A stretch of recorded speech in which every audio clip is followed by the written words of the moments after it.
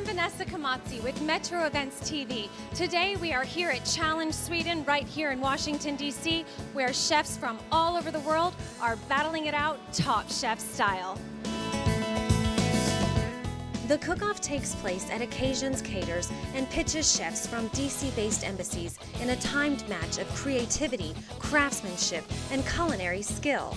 There were chefs from Belgium, Hungary, Ghana, Panama, Korea, Qatar, and defending champ from Morocco, Chef Naza, who last year dazzled the judges with a spicy chicken pastela.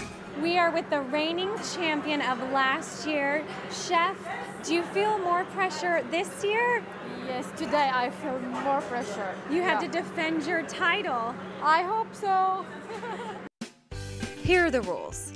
Each chef is given a bag of surprise ingredients with a Swedish twist, ranging from sunflower seeds to cabbage to fava beans to mussels, and of course, the main course, salmon.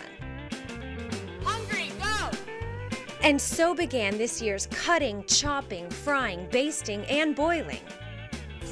A staggered start set the competitors off in cooking 5 minutes apart. The chefs then had 2 hours to fashion a dish with a native flair, which would then be judged by a distinguished panel of tastemakers. Tell me what you're doing right now.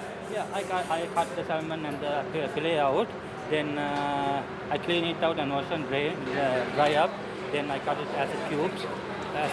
Then I'm gonna season with sea salt and black pepper. Then I was coming here a little bit nervous. Now I am okay.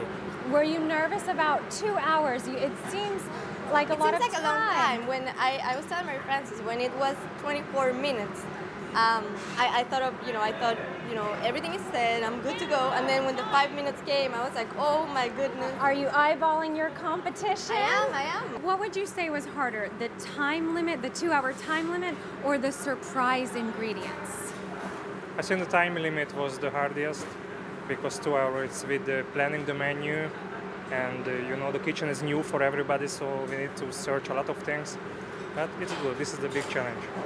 The event is meant to bring awareness to all the wonderful cultural experiences unique to DC through the universal language of food. It was actually very amazing to me that they all got the same ingredients, but the variety of flavor was so indicative of thinking about food around the world. And as you saw, I think this morning the chefs had a great time because they got to meet each other, they didn't know each other, and that's always fun too.